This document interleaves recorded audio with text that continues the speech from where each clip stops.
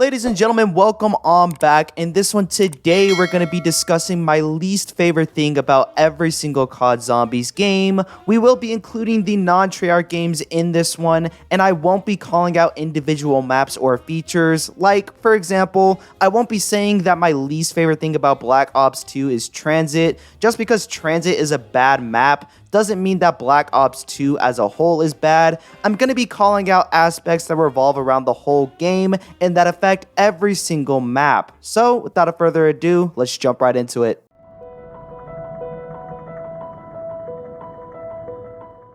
Coming into our first game, we have World at War, and my least favorite thing about World at War is how glitchy almost every aspect in this game is. These zombies in this game are buggy to say the least. If you get hit by one zombie, your screen shakes a ton and it slows you down to where it almost feels like they're pulling you in. With a game that only has a 2-hit down system, you get a lot of situations where you'll have stupid downs in the early rounds, and with Quick Revive not working properly in solo, this results in a game over. Not to mention every other bizarre glitch in this game, like if you shoot Peter McCain off of the rope that he's hanging on, you instantly die, or on Verrucht, sometimes your game will just grant you some sort of super jug that gives you 10 hits until you down, or on Derice, the Wunderwaffe takes your jug away, making it one of the worst weapons in zombies for that map specifically. Overall, when it comes to World at War, it's too primitive to have many things that I hate about it, but at the same time, being primitive and early for its time proves to be World at War's greatest setback.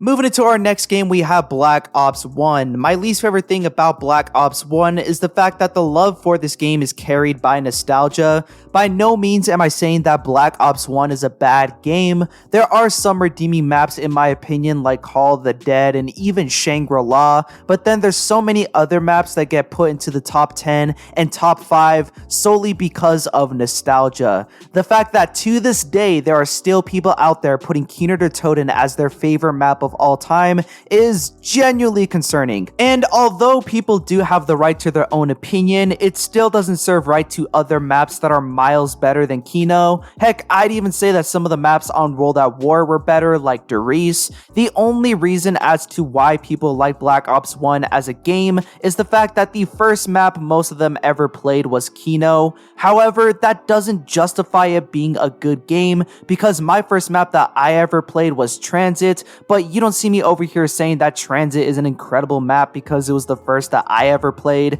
Far from that. Overall, when it comes to Black Ops 1, my overall opinion is that it's a slightly above average zombies mode, but only when you remove all the nostalgia.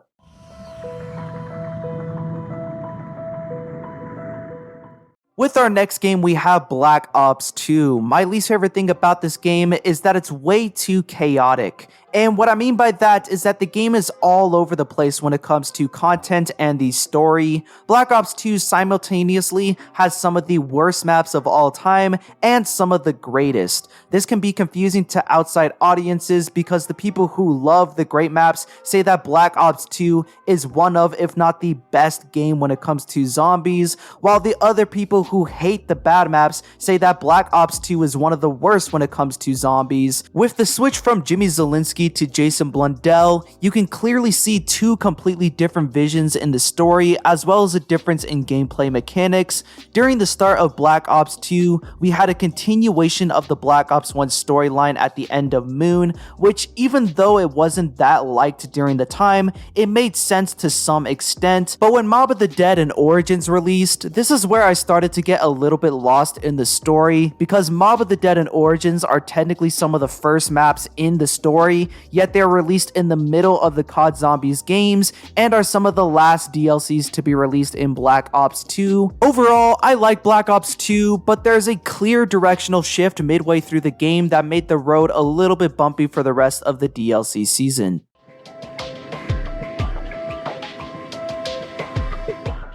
Moving to our next game, we have Advanced Warfare. My least favorite thing about this game is how forgettable it is. This game doesn't really do much different from other zombie modes, and whatever it does do differently is heavily despised by the community. Nobody likes the EMP zombies, nobody likes the challenges to do in between rounds on infection, and nobody liked the fact that you had to pack a punch your gun 25 times to get it to its full potential. This just made it feel like an empty shell of what Treyarch Zombies was supposed to represent. This was also the first time ever that a zombies mode received a good amount of hate. World at War, Black Ops 1, and Black Ops 2 were loved to some extent, but Exo Zombies was just not that good, with it being sandwiched in between arguably some of the best zombies games of all time, Black Ops 3 and Black Ops 2. It just easily gets forgotten by most people. The worst fact is that there's no on-disc map, which doesn't sound like a big deal at first, but the most played zombie maps in every single game are always the on-disc maps.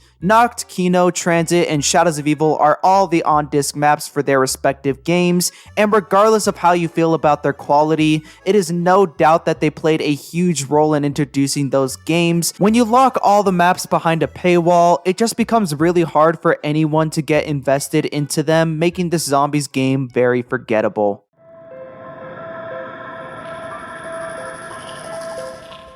Now with our next game, we have Black Ops 3. I'll be honest, it was hard to genuinely find something that heavily bothers me about Black Ops 3. It finally hit me with an issue that was sort of looked over a lot with this game, and it's the fact that old zombies was completely forgotten in Black Ops 3.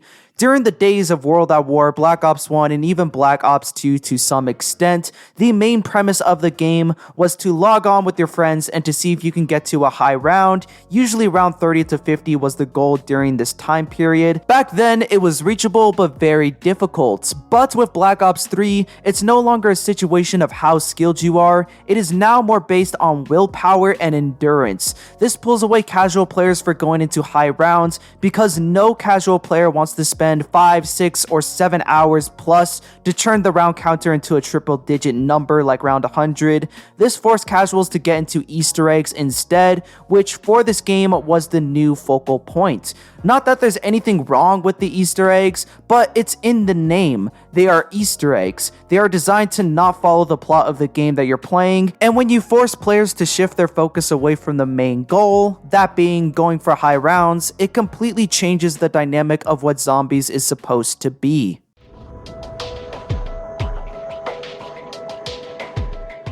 Moving into our next game, we have Infinite Warfare. The one thing that I hate the most about this game is the characters and the story. As of making this video, I completely forgot the names of all the characters on IW. They don't feel interesting in any way whatsoever. This was a big downside to the game because there's genuinely great gameplay mechanics in this game, but they get overshadowed because there's nothing to give players a reason as to why they should play this game.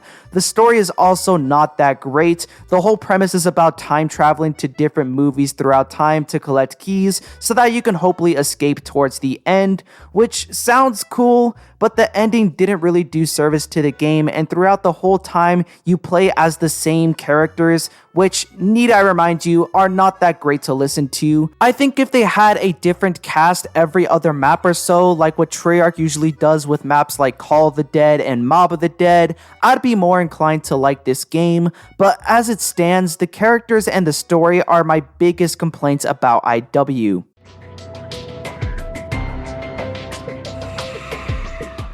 Coming into our next game, we have World War II. Now, my least favorite thing about this game is the atmosphere. Before the launch of World War II, when all the trailers for the Final Reich were coming out, I was actually really excited to see the horror genre take on zombies, something that hasn't been expressed by Treyarch that could actually do really well if done right.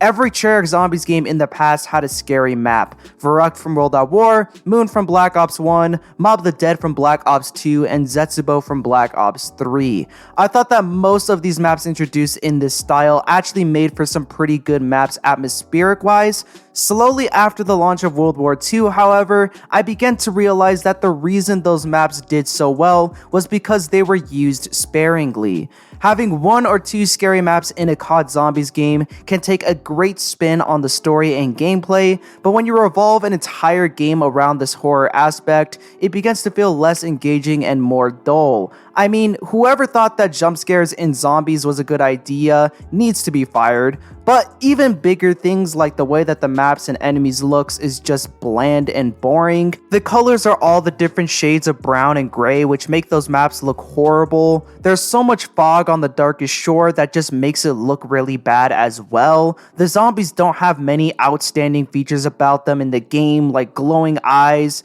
When it comes to World War II, the atmosphere that they tried to go for was cool at first in the Final Reich, but once they kept overdoing it, especially throughout the DLC season, it just fell flat because every map just felt like the Final Reich copy and pasted with a decrease in overall quality.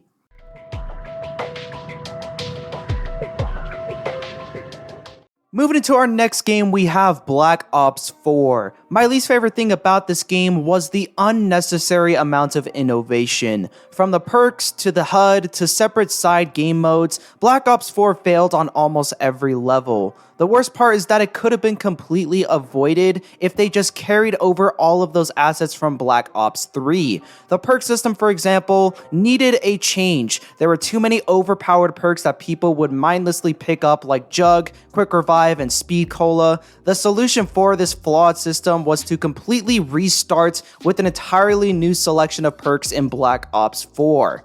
I mean, I'm sure nothing could ever go wrong with that idea. With the removal of all the iconic perks, players eventually just found a new set of clutch perks, making this change completely pointless. Before the launch of the game, the HUD for Black Ops 4 got leaked, and with that, the game started to head in a downward spiral of just bad leaks after bad leaks. It would take months for developers to undo the damage that they did towards the beginning of the game, and when most of the kinks were straightened out, it just felt like a scuffed version of Black Ops 3, a game that had promises of completely changing up the formula, only ended up repeating the bad parts of its predecessors while also having unfinished assets to the game. Factions, custom mutations, callings, all of these were great ideas on paper, but without the proper care, they just fell flat or didn't come to the game at all. The unnecessary innovation in Black Ops 4 was rampant, and once Treyarch got the community feedback to undo all the dumb things they put into this game, it was too late. The damage and the downfall of Black Ops 4 was already set in stone.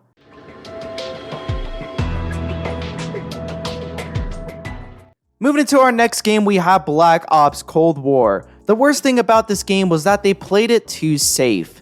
After the failure of trying to appeal to the hardcore fanbase in Black Ops 4, Cold War decided to go in the complete opposite direction by appealing to the casual players instead. In a lot of ways, Cold War was more successful and overall better, but compared to most other games that we got in the past, it's just not that good. The big reason for that is that everything in this game feels last minute in a way. The maps are finished, but they all feel bland and dull. Outbreak gets constant updates, yet it still plays the same. The only thing they went above and beyond on was the upgrades towards your perks, alternate ammo types, and weapon kits, which is honestly one of the best things that Treyarch have implemented into zombies in a long time. If only they did the same with the Easter eggs and the maps, but with the transition of studios from Sledgehammer and Raven Software to Treyarch, it was already hinted that this game was going to be rushed. Instead of feeling like a zombies mode, it felt more like a level up your guns for Warzone simulator. Ever since the introduction of Warzone, every other mode that COD is known for was pushed off to the side. It started with multiplayer in Modern Warfare 2019 and carried over into zombies for Black Ops Cold War. As interesting as some of the mechanics are in this game, it just feels like they accomplished the bare minimum to appeal to the community by bringing back the fan favorite perks and trying to salvage whatever was left with the Ether storyline. Taking this route on a rushed time schedule just made it feel like the most mediocre COD Zombies experience ever introduced by Treyarch.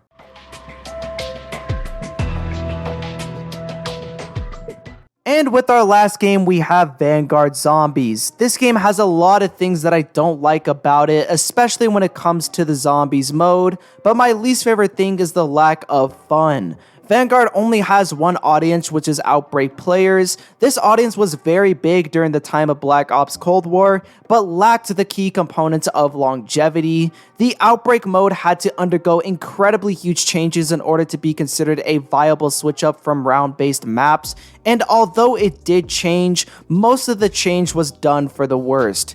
They copy and pasted aspects from Black Ops Cold War like perks, pack-a-punched, and rarities, but just made them a whole lot worse. Pack-a-punch cost a lot more points. The rarity system was completely changed for the worse, just so that they can coincide with the pack-a-punch, which forced players to all use the same weapon, being that one shotgun. With horrible missions and objectives to do on Duran Fong, it just makes for a really boring linear gameplay, and with all these other mechanics added on top of it, it just doesn't make for a fun experience whatsoever. I never played Vanguard Zombies, so I probably don't have the best opinion on what this game does wrong, but from what I've seen, I don't seem to be alone on these points, as everyone in the community seems to collectively agree that Vanguard Zombies was by far one of the worst zombies experiences we've had in a while. Anyways guys, that's going to wrap up the video for today. If you did enjoy, leave a like, subscribe, do all that. Leave your comments down below if you want to see me do any other type of content.